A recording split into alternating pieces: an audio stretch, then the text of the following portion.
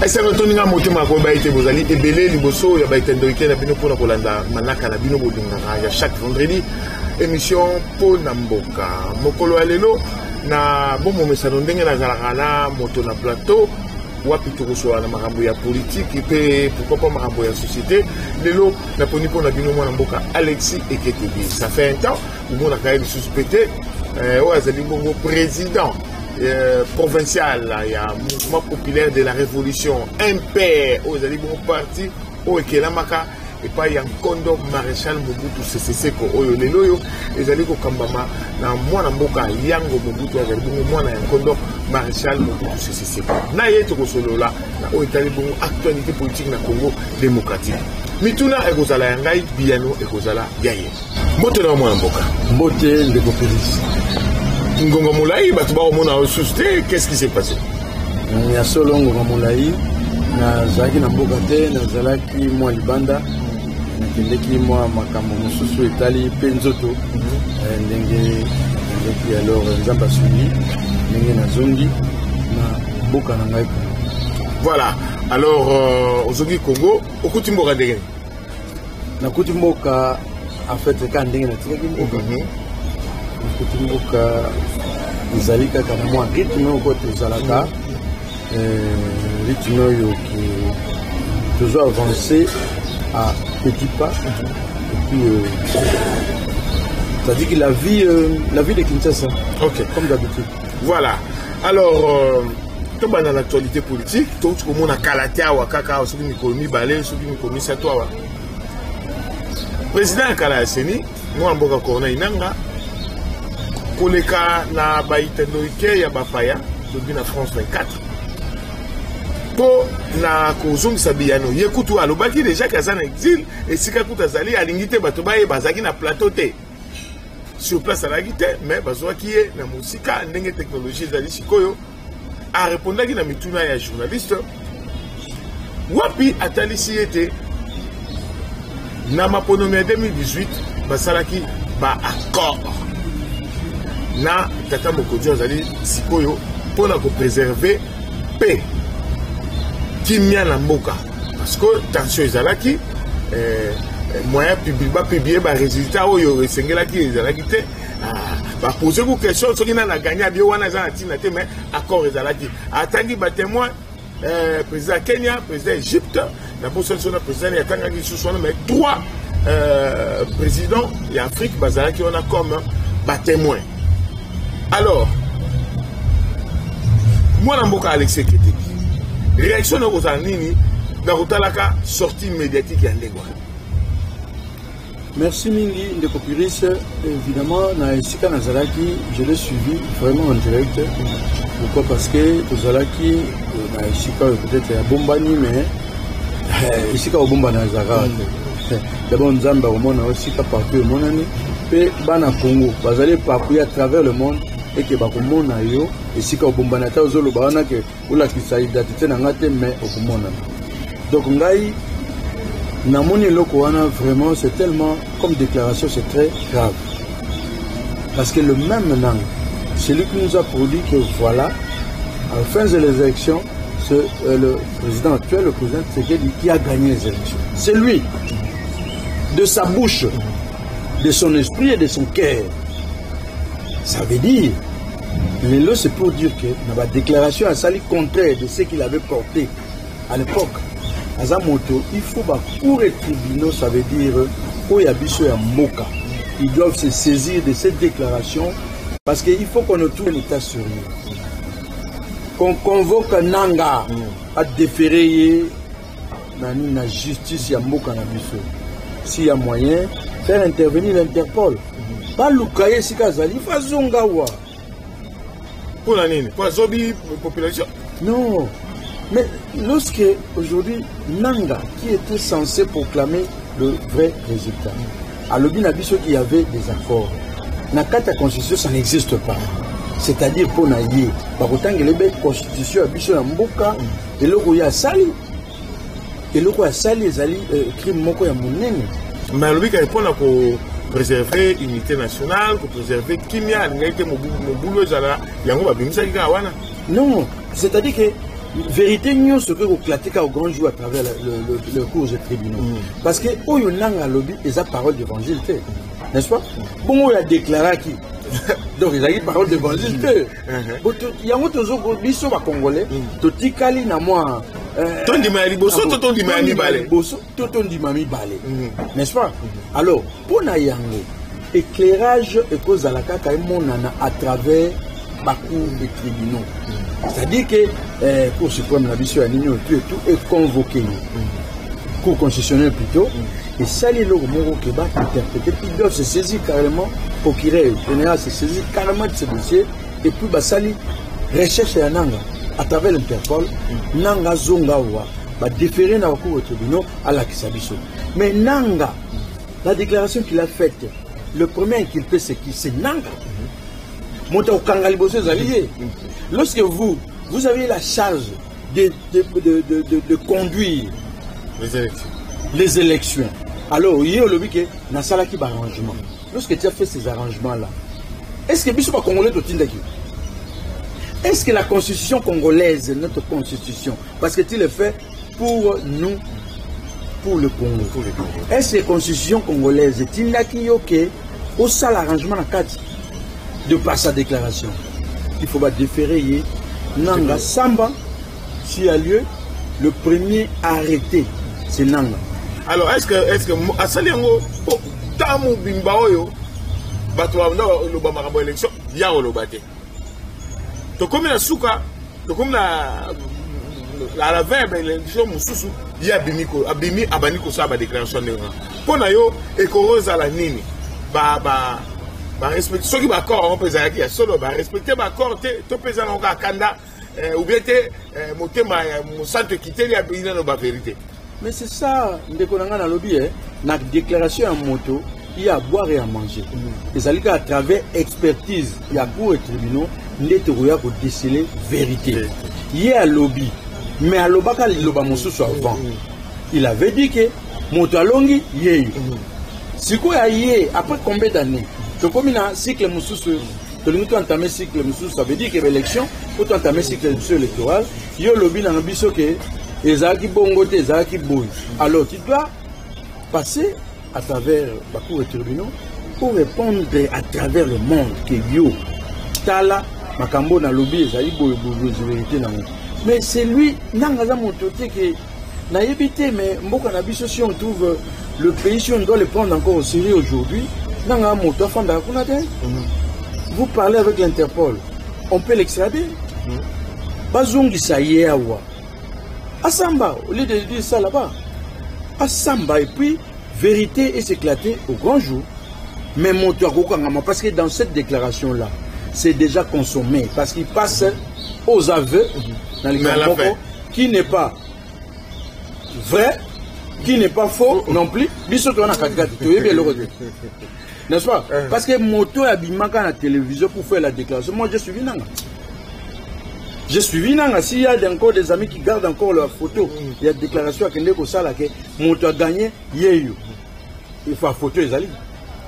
Alors, quand on a la déclaration de Yohana, M. Nanga a dit que l'élection est salée maté. Alors que le président Seni, quand on a mis qu'il y a photo, alors que l'élection l'État congolais na Séniba pour ça la masse pour être calendrier et ça la respecter et puis il est là oyo neto que les boy calendrier na éviter pour na yo et ça respecter maintenant tout va penser qu'il y a tout na to comme presque à un mois il y a campagne électorale mais si quand on ka moi mboka nanga ko loba makambo ya ndengo wana que élection au sale matin soki basali forcing ezali lokola pilote moko boye ou ayebi mosala bien que akoluka à ça l'atterrissage na piste moko eza na bangombe et puis ekozala catastrophique. Non mais Nanga Nanga aujourd'hui toute personne avertie ne peut pas prendre Nanga au sérieux, n'est-ce pas? Makambo déjà sali déclaration à Minene wana on ne peut pas le prendre au sérieux. Ce qui le doit biso que l'élection au sale maté. Bon en fait tout ça on le met sur sa charge. Donc charger les sous. En vertu de quoi il y a eu que l'élection est salée matin. Ça veut dire que c'est né en besoin de outil, mon peuple congolais. Si toi tu sais quelque chose, À ce moment, il ne faut pas déférer la justice. Nanga, il faut assamba. Pour aujourd'hui, essayer de crédibiliser quand même la justice, il y a Bisso, il y a Mboka na Bisso. On ne doit pas laisser passer cette histoire sous silence. Nanga, il ne faut pas convoquer. Il faut éviter ce qui pour tirer à cours suprême, cours constitutionnel. Le roi de la présidence, il faut qu'on constitutionnel. Voilà. Ce qui pour tirer pour constitutionnel, Azali, il faut abattre la démarche. Basa la démarche wana basenga extradition Nanga citoyen congolais. Je crois que là où se trouve terré, il est toujours avec ses documents de citoyen congolais. Ba extradé parce qu'il a pris la charge de l'institution munene loko la CENI, ba extradé awa. Asamba qui nous prouve par ses déclarations. Pays bisabiso boni alekaka koloba biso ke moto alongi ezali président X. Président Tshisekedi. Alors, oyebisi biso pona nini olobaki yango. Bongo lelo yo pona nini olobi maloba mosusu. Yeka ndem do apesa réponse. Yeka moto apesa réponse. Voilà. Alors, pona yo mo mboka Alexis Kekedi ndeko tala boye ndem mo kende élection zali. Bon ndenge nazomona na ndenge déclaration ya président CENI actuel. Ndenge azobisa biso, il rassure tout le monde. Ndenge pe makambo ke na terrain. Ndenge na terrain bon en fait tozoyo ka penza ngouima penza te. Non, par rapport au calendrier. Par rapport au calendrier, bon. Tozomona tozoyoka que ba kit électoral bazoti ka parti par là mais il y a évité tandi ambo que ça munene. Nous ne savons pas ce qui partout et c'est comment. Mais en général, faisons foi dans la déclaration président de la CENI, n'est-ce pas? Moi je me dis en tant que politique, je dis bon, OK, voyons voir ce qui te commence et que l'élection est. Ce qui a commencé l'élection aux lui aussi. Il ne faut pas déférer. Non. Mais le président CENI actuel. Denis Kadi. Oui. Il nous rassure qu'il y aura des élections, n'est-ce pas? De par le calendrier. Alors tout ce qu'il a fait, il avance bien, il est bien tout. Okay. Mais ce comme il a souka, avec ce que l'élection est. Il y a un mot, il ne faut pas qu'on aille. Mais ce bon, il n'y a pas besoin de dépendre de mon on va ça. Il on est sur le bas, ça veut dire, il a fait un calendrier avec un budget. Il faut la suivi, na gouvernement qui doit nous servir, n'est-ce pas? Ce qui a moni que le gouvernement a respecté, va pallier ou à permettre à fonctionner, n'est-ce pas? Il va passer en face du monde pour déclarer que Ngayawa, je ne sais pas avancer. Okay. Là au moins le Congolais est averti. À ce moment, il va bénéficier des circonstances atténuantes. À l'Obaka, mais tout va bien. Nous avançons bien pour qu'à la fin, tout ce qui n'a pas d'élection. Alors nous, on va le tenir au monde. Ceux qui sont comme dans le élection, c'est lui. Voilà. Nous avons rappelé que moi, Alexis qui était bien, président provincial du mouvement populaire de la révolution. MPR, Yankondo, maréchal Mobutu, c'est Seko. Bien, on va aborder côté baron makasi mingi international la sécurité maraba bitumba baron bazaki makasi mingi. Alors tomoni na est ba M23 ba komo parata bangwa okisango na yokisango pe na landi voilà ba wazalendo ba patriote bazali ko bunda ba moni trop c'est trop baza ko bunda ba ko récupérer ba mabele maintenant oyoka kuna na ngambo ya Rwanda babandi kolela l'état congolais azali sima ya bawazalendo boye na boye bon toza oyeba te sikoyo pourquoi Kagame ou bien le pouvoir de Kagame réagit pour dénoncer soutien ya gouvernement congolais et pas bawazalendo alors que yemoko awanganaka que ya soutenir ba M23 intérêt ni nazana. Non, c'est-à-dire que le Rwanda aujourd'hui va pleurer. Pourquoi? Parce que lui, il a fait pleurer les Congolais des décennies. À l'Elisa Bisso Bamboula Ebele, Banda Maréchal Mobutu Akende. Rwanda, l'Elisa Bisso. Un petit pays comme le Rwanda, Azo l'Elisa Congo. Ce qui est là, il y a l'Eli. Mais tant qu'il y a l'Eli, et comme il y a un militaire, les Rwandais, ceux qui ont Sima, n'a pas besoin de se Hamas, basali éruption en Israël, bakamati babomi israéliens, plus de 200 citoyens israéliens mélangés na multinationaux bazalaki wana ba français ba nini tout. Israël alobi il bénéficie de ce droit de réplique. Mais le Israël a bombé plus de 2000. Mais droit de réplique. Bon soki wazalendo qui sont des patriotes congolais. Ba comme il a droit à réplique. Mais ba kende si mango to fana mais ça ba koti pe Rwanda te. Ba koti na Rwanda te. Ba so récupérer ma belé kaka. Ba récupérer ma belé ça veut dire oyo nyonso azolela. Ezali bosali éruption na mboka baninga. Alors, il faut pas foutre Sabino. Babimi Sabino, la PTT. Parce que vous êtes venu par le feu, bah foutre Sabino par le feu. Et là, on est bien sur le Senga Kaka. C'est-à-dire que bah tout réglementé suivant constitution en Bokanabiso. Tout réglementé dans le sens nul. Ouazalendo, ceux qui bazali aujourd'hui, comme étant une milice ou compatriote patriote, bazongi sabango na intégration et armée, bape sabango identité. Voici où ça là, bah voici. Ce qui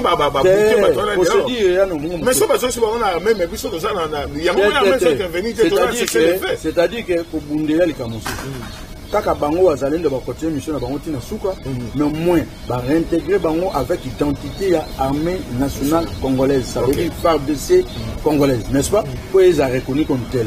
On ne peut pas avoir deux armées dans une même nation. On parle de FARDC, on parle de armée Ouazalendo. Non, ça c'est déjà une entorse de la constitution. Mais non, pas parce que tu vois, on va d'abord être d'accord, il y a Lusakana, il y a Nairobi, il y a Luanda, et Sengi, ma partie nous sommes mis balais, ma mouvement terroriste, M23, l'armée régulière congolaise, et observer cesser les faits. Mais bango bango comme observer cesser les faits. Il y a un moni jeune babi que noir armé au sein de l'eau pour le respect. Il y a engagement et moi azwati vis-à-vis il y a bande kunaye au besoin de paix ils ont un Congo démocratique. Biso tout ça là toi affronter bango tu le battre que ça ba armé mi balé. Hey, nandelelo yo tant to benga bango. Ils ont les réseaux sociaux, ils ont les journal étranger. Ba benga bango Ouazalendo. Hein? Ouazalendo te? Oui, Ouazalendo. Alors les autres malokola armée mosusu additionnelle na kati ya armée congolaise qui est l'armée de la nation congolaise. N'est-ce pas? Ça ne coûte rien.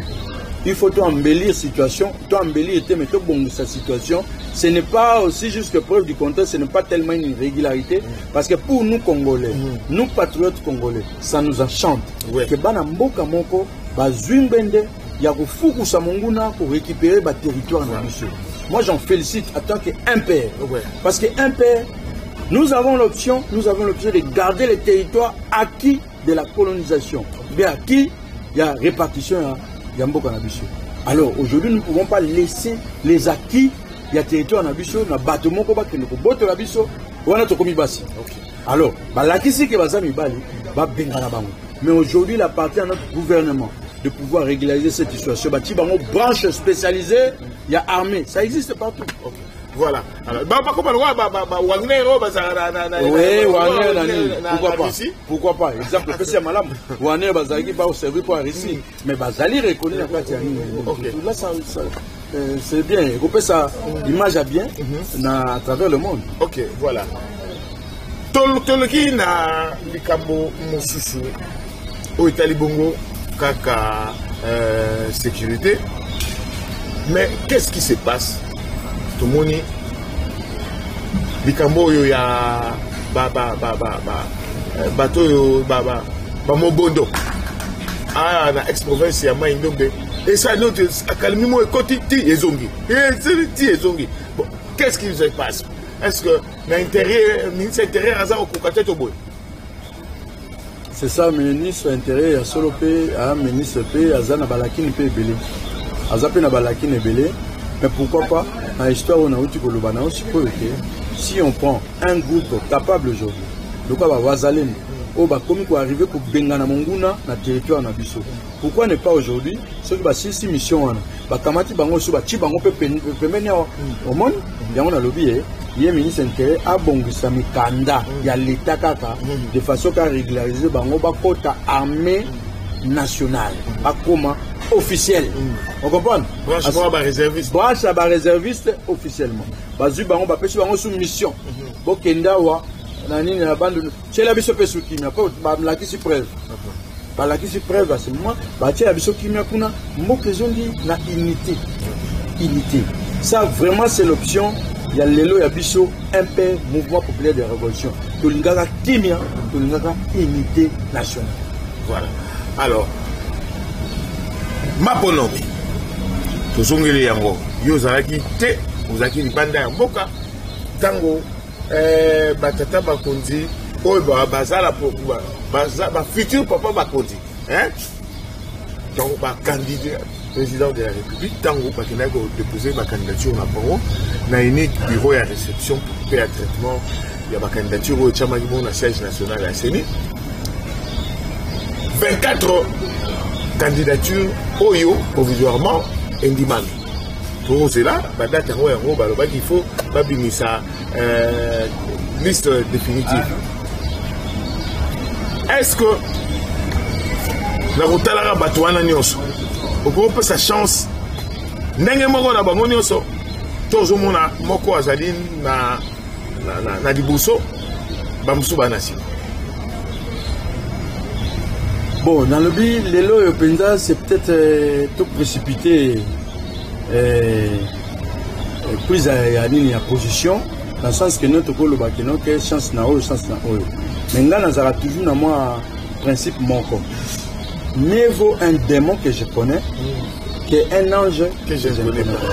N'est-ce pas? Bon, Namoni, c'est ce qu'il dit à l'œuvre. C'est ce qu'il dit. Moi balaki na epezali pour que lelo toko bakisa moi dose pour la montunio César toko bakisa moi dose musu de tamboli. Bon, un ange aussi qui va venir na bien na alors moi na pesa na une décision comme telle est.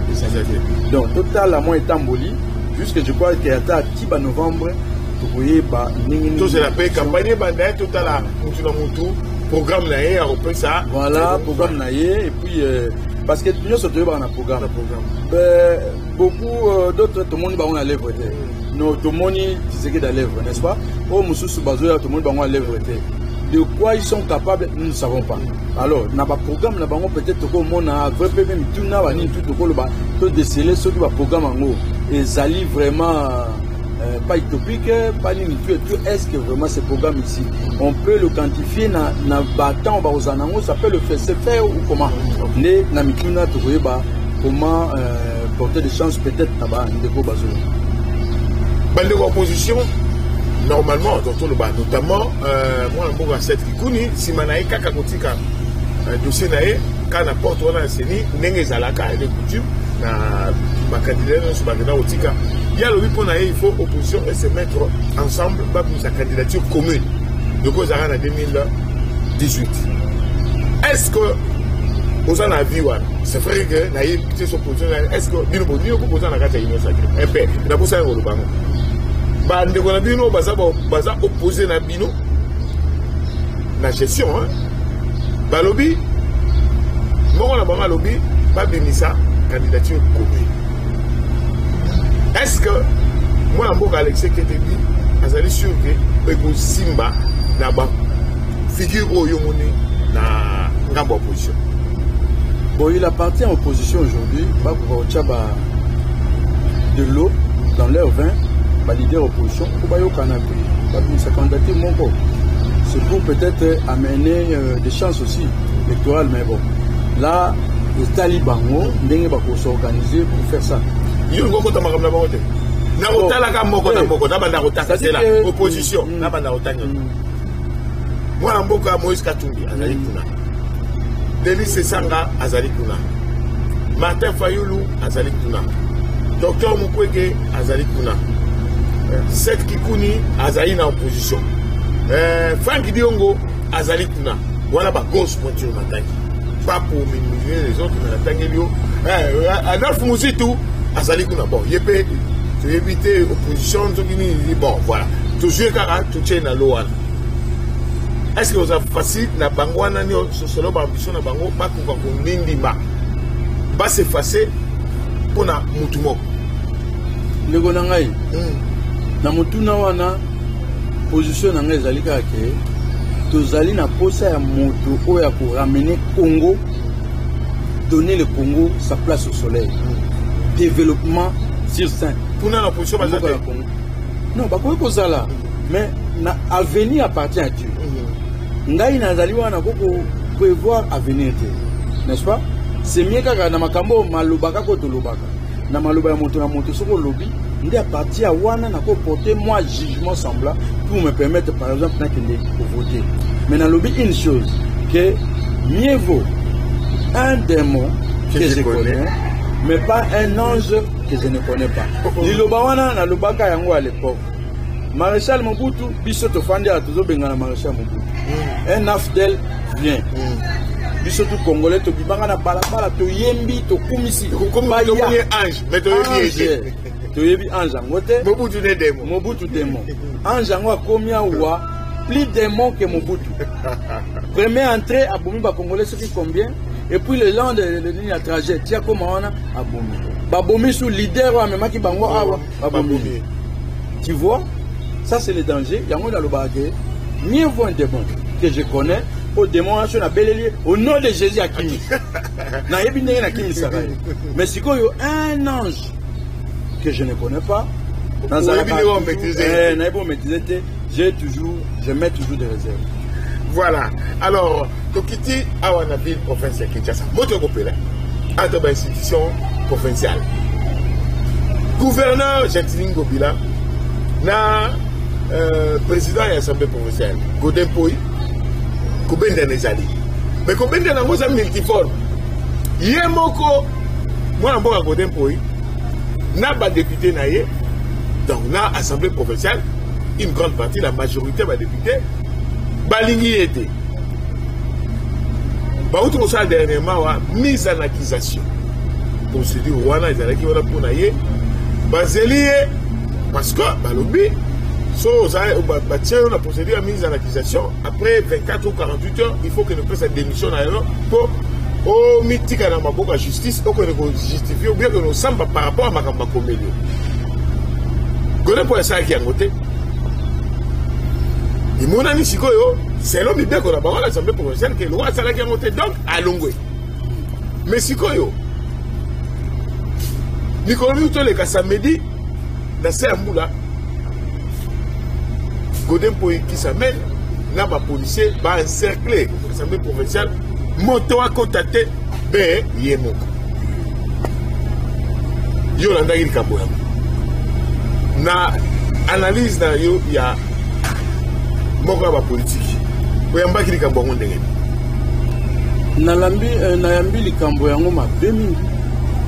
Po ya ville na biso ya gestion ya ville na biso ya Kisasa. Kisasa c'est le capital du Congo, n'est-ce pas? Les alliés miroir du Congo. Matéa o tokozwa, yango toko répercuter en tina à l'intérieur ya mboka. Alors ceux qui a toujours fait cette image à ma vie, intérieur ya mboka pe, ba gouverneur ba nous baza kuna ba kozwa le même image ils vont copier, alors mboka otambo na boululi. Et puis na makambo yo, moi j'interpelle alors cabinet chef de l'État. Il faut que là ba pe ça y analyse ya malamu ya situation ya mboka. Si deux ne s'attendent pas, ils continuent toujours à ne pas s'attendre. Il faut pas amorcer procédure, pas verser dans l'union sur le bas. Mais Moutou, ça, banal, ça, pas investir dans le président et l'Assemblée provinciale, dans le gouverneur. Pas investir dans le président et l'Assemblée provinciale. Parce que vous avez dit, vous avez une déclaration, vous avez dit, Mbongo Boy, pour la ville, ça a raté. Mais depuis tout ce temps, il y a le président de l'Assemblée au côté. Toi, tu es l'organe qui est censé contrôler le gouvernement provincial. Contrôle le Nino Sosala. Et puis, il y a le lobby qui est professeur d'université, économiste, tout et tout et tout. Il y a 17 diplômes, il y a doctorant. Comment tu n'es pas arrivé à déceler que Moïse Bézo Salem à travers la ville? Donc, et là, on a des choses à m'appeler. Ndekonangai, ceux qui n'ont pas sima na ba élection to salaki. Élection to salaki, ils allaient à Panassia Nyonso pour amorcer na bateau de routier, amorcer un élan du bon développement pour Yambo Canabiso Congo. Si on met des hommes qu'il faut à la place qu'il faut. Peuple azokona baïke, mais tout le monde a coudin. Donc nous sommes c'est en élection parce que sur la zone, je parle de mon cas. Je parle de mon cas dans le sens où ngaina ndeko tangi Godepoi. Ah bon, il y a bandal la province. To wela ngana ina bandal. Na yé to wela na bandal. Conscience na esala. conscience na esala conscience ba seni wana nyo esala to wela na bandal tina suka balobi bon ngana la démon ngai fona tikala bazui ange bati ange aujourd'hui qu'est-ce qu'il apporte ange il faut ba yoka na pena moninga ne musu ange to kamati to quel ikolo gouverneur ba élection elegaki de quelle manière élection elegaki ti okokoma kuna likolo non ce que élection élection nanga non élection ka nanga nanga lele tantôt de parler moi je ne sais pas na éviter ce qui a qui président donc malheur de ce c'est nanga ndiko nanga si j'étais président en cour constitutionnelle les je fais les démarches n'Interpol pour extrader lenga nanga il faut samba tu sais à l'époque ndeko nabiso papa Kengo Wadondo quand il était ici procureur général papa liseke zate a kosala tout yo kozonga wa oye bandeni kosamba po yebisa congolais vérité na malobo nyoso olo mais lelo soto mona mbobli wana toujours les élections de nanga bokamati bo sabiso élection et puis même si vous avez remarqué des corruptions en amont boko lukate c'est-à-dire bo étouffer moto wana bo longola parce que lorsqu'on remarque les séquelles de la corruption moto wana faut pas longola comme candidat mais on laisse passer on dit que non qu'il faut faire passer et tout. Moi j'ai connu le cas Nayoka Lisolo Makasi. J'ai eu des témoignages de gens que l'élection les gars qui a gouverneur les gars qui à l'époque manga kanya kande tambola. Quelqu'un donne 30 000, quelqu'un donne 20 000. Les lois sont comme le pouvoir, vous pensez qu'il va faire quoi? Il cherche à récupérer son argent donné. Il y a kanyaka. Alors, pour Tambousamboka, et Kozana Sima. Et puis, Moussou, ce n'est pas Tony Mbongo, Tata Zuyango, Mbongo Koki, à Okotier Kozo. Alors, quand est-ce qu'il va s'y mettre pour le pays? Donc, pour Nangaï, moi je vois qu'analyse Ouanezali, analyse de Osala, pour de partager deux Congolais. Ce sont les fils du Congo, les deux. Malgré malgré cela, mais ce sont les fils du pays. Alors, pour donner l'équité, ceux qui vivent au Tambola Malamouté, Bangomi Balé, ça possède, il y a Vincent Bangom Balé. Pourquoi ne pas mettre des gens qui sont pacifiques, mais des gens qui savent travailler? Parce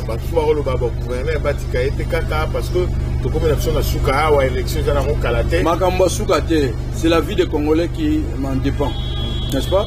Toujours vivre les Quinois, c'est toujours vivre les jours. Yo le bananga ke tozila te yo ebinzambe loko ni nzaba pouvoir pour nanga. Moi j'ai besoin de vivre le bonheur Yamboka nanga Congo. Qui me dit Zela Lobby le lendemain c'est à Dieu. Moi je connais pas. Bon, est-ce que tu veux vivre quand Namboka ni tout et tout? Non, nous devons avoir des gens qui savent apporter des solutions à nos problèmes. Yaba compatriotes na problème congolais. Bon, yo c'est la présidence pas mais VPM Aouta Koben Sabango, Tindaki Moukada suspendre non, Trafoni soit en plénière, ça va plénière. Ayoka Kibango, je crois, Zalaki le mercredi, le mardi ou le mercredi, Ayoka Kibango, mais on dirait, ils sont qui n'a encore des poissons. J'ai dit, Bakoutani Misusu. Alors, procédure, on a VPM, ils ont malade. Dans le but, il y a procédure à VPM, on a trouvé en haut. Et ça, malade, parce que nous, Africains, on peut trouver des solutions sous l'arbre à Palab.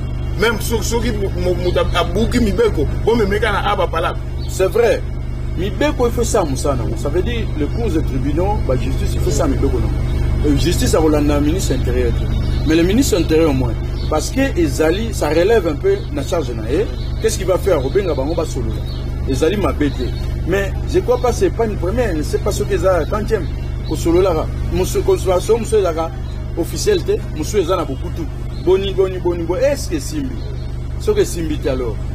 La population quinoise ne peut pas continuer, toujours tout le monde aura des ordres. Et pourtant, la ville, elle est toujours sale. La ville, rien d'environnement, les aménagés, et le bon. Tout le monde a un embouteillage monstre. Tout le monde a Koulouna, exagéré. La loi, par exemple, il y avait une loi pour la Tchaki, il faut des véhicules plus de 10 ans, ça ne peut pas entrer. Est-ce que c'est pas respectable? C'est ça la ville qui doit interpréter la loi Mibeko vivre Namboka. Mais on ne respecte pas, on ne fait rien, on ne vit rien. Alors, tout le monde a que ya gouverneur omona kaka kuna ya te na pandi na sombi 10 champagne sombi 10 champagne na mbongo nini mbongo na salé ba no somba ba 10 champagne okabela ba. Ça c'est l'argent du pays que vous êtes en train de blaguer avec ça, mais si le peuple il peut s'attendre à quoi? Ngai pona ngai tozo kende vers l'élection, c'est vrai, pour mettre la calmie. Pourquoi ne pas chercher des intérimaires basali jusqu'à ce que tout comme à l'élection pour mettre la calmie et travailler pour ça bien. Mais ceux qui en face du monde va démontrer ceux qui entre institutions ils peuvent pas s'entendre. C'est la ville qui en pâtit. C'est la ville qui en pâtit. Ville et Tikali et la ville délaissée. Donc le pauvre Baranabi Tumba Banjoko Matiti Ndemona parce na ba fourmi na ba mbinzo nyonso ko nyata. Voilà. Alors, na rappelé bino que Nazama Solona Mboka Alexis Ketebi, le président provincial, il y a du mouvement populaire de la révolution. Vous allez bongo parti en condor maréchal Mobutu Sese Seko. Donc est-ce qu'on ne m'a pas peur? Boni santé il y a mouvement populaire de la révolution. C'est vrai, santé à mouvement populaire de la révolution, tout ça toujours une étape, il y a réimplantation. Okay. Parce que un père, ils ont parti vivre bien en Mokolo. Parce qu'il y a parti vivre plus longtemps par rapport à notre parti nous. Peut-être il y a des personnes c'est pas vous avez peut mettre n'abisso pas pour l'ambition en ciment, mais biso tout ça moi le polo. N'a pas loupé. Non, bah, Palou Bazaki au vivre dans la clandestinité. Ils étaient dans la clandestinité. Okay. Et puis, tant qu'on va libéraliser, moi, ni tout, bah, après. Mais un père était là. Un père avec le principe à Kala ou Linga ou Lingate. Voilà. Mais aujourd'hui, nous sommes un père dans la démocratie. Tu aurais fait renaître un père à l'autre côté, tout ça, Yamokolo. Donc, un père, manifeste, manifeste en scène. Il a englobé tout le problème. Il y a République démocratique du Congo ou des Républiques démocratiques du Congo. Il ne faut pas réactualiser en côté. Oui, il y a certains points. Mais, en gros, au moment où il va partir au Nyon Sebimo, il recourt, il y a manifestation. Oh! Ça, je vous dis. Donc, le programme de je te dis que fouiller l'information. Tu verras que va partir au Nyon Sebimo. Il y a s'inspirer dans la manifestation pour passer à l'élo pour gagner le projet de société. Alors, personne ne peut dire aujourd'hui qu'il est capable de réinventer la roue parce que la roue a été inventée. Voilà. Donc, puis un peu, tu prévois tout. Et ça, il y a un autre zong ici, dans ma canne ici. Il y a mon amboka, mon amboka, Marshal Mobutu, il y a un Mobutu, tu répondre à un peu, tu tamboussa un peu dans la vérité et puis tu vois Zongisa, vraiment, restauration, il y a Congo, Péba Congo. Est-ce qu'il y a un mouvement exalé autour en partie? Est-ce que Baton dit Mabino, la Nyon Sombo et le Bama contre Maréchal Mobutu? Na ebisio, nous avons pensé Sango, yo qui tendait dans le terrain pour Tala. Bato Moussouba Oka Mwande, Souba Yokuba. Ah, un peu raison. Mais pour nous, il y a une information. C'est vrai. Nous avons une difficulté à atteindre tout le monde à travers l'information. Il y a un autre qui ça va trouver un peu raison. Na Veni Kimbondo, en Veni Kimbondo, na Bandalungwa, Nandako, un compte maréchal, Nakone Aliboso, na Bandalungwa, bureau un peu raison. Nous avons à 2 heures, à 2 heures, tu as Kala. Pour Batomingo, à 2 heures, Salima Kala. Tant que tu as un peu, na Makambo, tout, à 2 heures, on est quoi? Maintenant, moto a ligné côté un peu, aya pour répondre à des gens. Na bato bazara ba cadre. Na bato bazara ba cadre, faut pas sommer. Quand on bandeli, de quoi qu'on bandeli. Faut bandeli. OK. Alors tout le monde qui pino bato un peu dans tata moko akendaki ko déposer candidature na e boya ki wana na ba drapeau na bino bato bele bakamwa ki komona un peu sima ya tata moko. Un peu leadership Nabiso et un peu a sali alliance avec Tata Mokonzi. Nous avons une alliance avec Tata Mokonzi. Pour na Tata Nabino vivaka ensemble tamolai attaque tout balbaki ba ko bebana ya bino ba bibo sangana bino. C'est-à-dire que quelque part ils allaient bongo bana c'est ce que dit fils ya Sphinx c'est ce que dit Mobutu yango fils ya Manza Mobutu ba yebanaki manifeste en Selewa papa tu sais que dit personne en Kadi. OK. parmi les concepteurs, il n'est pas dans la carte. Il avait conçu ça, il avait écrit ça. Okay. N'est-ce pas? Bazala qui n'est ensemble. Yangope, Moussou Bipote, Ngape na ye, Natchayo Maboko, voilà. Na baïdé, papa Bazala qui n'a pas tamboussa. Ok. Bon. En tout cas, Kokabwana Bango est à Bissote. Bissote, vivre l'élo, en fait, le présent, souci est Zalimbo Ketele. Alors, na souci, il faut l'élo, président. C'est que, ayo kapé malobana Bissote. N'est-ce pas? Tango Koyoko ya Bissote Mbogostani. Et que le pays pour nous avons un plus aussi apporté au Mboketam. Nous allons candidat na côté MPR. Nous allons candidat na côté MPR na côté regroupement APCF. OK. Wana na circonscription nini? Na circonscription ya Funa. Na Funa pour la nationale. Pour la nationale. Voilà. Alors année passée, vous allez na provincial. Année non, les attirs passé wana na zaki na provincial. On a émission du solo to bundaki na suka biso na papa pasteur côté pôle. Et là, tu connais Tindio Basculier national. Bon, en tout cas, le pôle a biso to côté un peu. Tout ça qui na mission monnaie donc tout réimplanter encore un peu. Alors nous n'avons pas fini la mission pour implanter un père. Okay. Un père est pour renaître juste une année électorale. Voilà. Alors tu réponds à l'activité dans le mois de mars de cette année. Alors il est impensable aujourd'hui que tu pour le baquet voilà t'obliger Babisike Belé. Parce que nous n'avons plus de ça peut une réimplantation d'activité à travers même la vie province ça et puis ensemble à territoire. Il y a un moni na kati un père lelo to bimisi moi ba candidat na kati ville à Kisasa tozaka 3 na national na kati ya provincial toza moins 4 ou 5 ans. Toza moké to miser peu pour que lobby to koka pour répondre un peu à travers bino kutu boza national bamsu baza ngo baroka place bino ku boyebani bamsu bayebani te metala batebele batie na molongo. Alors to koma na suka to chuter na ibadeni na lobaki yango te bo excuse ngai azali président ya fondation ozali na kombo na ye fondation Alexis Eketebe. Alors moi na mboka boni fondation et kotabola ndenge nini ba maman fondation Alexis Eketebe. Ba maman fondation to zara na réunion chaque mercredi ba maman fondation zotambola makasi. C'est vrai que to côté une année électorale mais to silisi presque funanyo sauter. Moi, Kotambola, Kobima, tout, mais je crois qu'une bonne partie à Funa est qui déjà battu. Pour ce aussi, si Funa, au Ketchangu, nous avons un peu moins bas, qui aussi ça dans le Congo. Ah, la fondation Alexis Eketebe Zaka Funa à Pamba. Funa à Pamba, c'est-à-dire que nous sommes dans un débit, nous allons pénétrer à travers la ville, c'est ça, même l'intérêt à payer. Ok. Nous sommes national. Fondation, vraiment, nous avons un caractère national. Puis surtout, il y a un peu de pas maman. Ba veuve, ba nintu baza ba nécessité, ou baza na besoin. Il y a qu'au développer un petit commerce. Tu as rappelé qu'on l'a dit sa maman. Vous avez maman veuve, vous avez une que tout.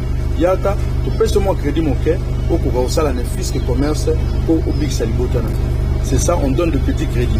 Crédit au lingo aux zoalem sur la firme, moussou financière, ou ba pesa crédit, mais modèle balandara ba, condition belé, et puis stress. Modèle balandara ba tu zarmabe. Na mona maman moko isanga passe, c'est là où j'ai eu l'idée. Il y a aussi la fondation.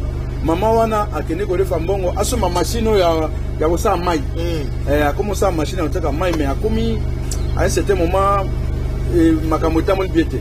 Bano bazwa koteka mai so akei ateki alembonga bo ekbayaki asashe nyo pasuki.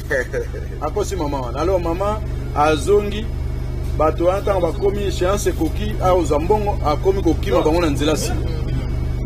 Moni bandako ya bandalungwa abimanga na nzela si. Songi pe abato bandalungwa aloba lobi ne babite tango boyoka olukaye abima 4 na nzasi bango ba eli 3 heures aïe bayo ko fandela ina sima tango ayo mengabe obima bakanguma. Alors yango pesa ka biso inspiration monene na zwa à travers likamboana pour ya koluka ko monter fondation pour ya ko léger souffrance ba maman nesika. Alors programme pour tout ce qui ça programme ya fondation Zaboni. Programme à fondation ezali toujours avancer vers décembre tu peux savoir ma maman évidemment écoute dans la campagne électorale tu peux savoir ma maman au Italie poste na bango ya passer l'activité. Nous nous préparons pour ça. Mais avant cela, dans le mois d'octobre, le 29, tout ça, on a rencontre à la comité Nyos. Pour bien gabino pesi bokondima, bokoya, pour kotala yango ndenge koleka, ba comité Nyos tokutana bango, ainsi que tokutana na bandalungwa na kati ya école wana munene pour topesa bango ligne de conduite, na marche à suivre, na autobengi module moko important, autobengi conduite électorale. Ok.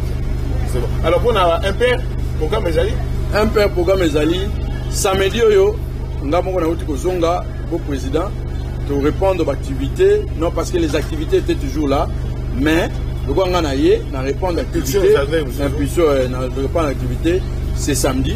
Dieu voulant, tu as une réunion à 14h. Ok. Tu sengi bande de nyonso bakade na Kimbondo na siège na biso. Siège wana sika obunga te siège provincial. Kimbondo siège provincial. Otuninda kwa maréchal Mobutu ba kolakisa onda kona liboso wana.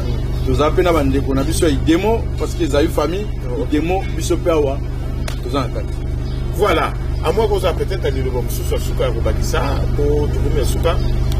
Lilo bezali nyonso tokoloba koza mingi na travers ba réunion na réunion MP na réunion fondation tokopesa ligne de conduite ndenge nini bandeko na biso bamamba na biso bakotambola fondation na biso tosala yango po tokeba bipona pona te po tobebisa mboka na biso soki toponi mabe lobi ata olobi na kipaka politique te politique ekolanda tina nzungu na yo ya kolia soki ovote mabe nzungu na yo ya kolia mpe ekokoma mabe. Alors, il faut tout ça l'attention en haut, c'est comme ça. Tout ça, la module moko, il y a pour prévenir le comportement électoral, il y a pas mal de voilà. Mais tout le monde qui a un bien, nous avons dit que Alexis et qui était bien à Bandé, que Bolandi n'a pas été bien. Ni solo, tous les gens le président provincial et un mouvement populaire de la révolution impère. Il y a Kondo, maréchal, c'est et du moment où Alexis et qui était bien, le président provincial. Et en ville à Kinshasa, il y a parti Kondo impère. Là, c'est pas le mingi, la dengue, beaucoup melingai, mais la partie était. Mutu akomona ke makambo de Alexis qui était bien le bien ezali bongo te bon étant donné que ezali awa akomela biso tokoyamba ye aloba ndenge akoki koloba mais nakosenga na bato nyonso bayi politique soki ozali candidat oleki awa osala lokwa mwana mboka Alexis Kete campagne elete nanu campagne ebandi te olobi makambo na yo kofinga te campagne te o campagne nanu ebandi te merci ekei bongo na mwana mboka Patrick Moussala sur la caméra, montage Simba Makina, Tony Binda, régie finale les a assuré la Serge Kouilou. Vendredi, peut-être la Rosa Peine a invité mon chouchou, autre pour la Bongo, la État du Congo politique, il y a Congo démocratique. Boboto, on va voter.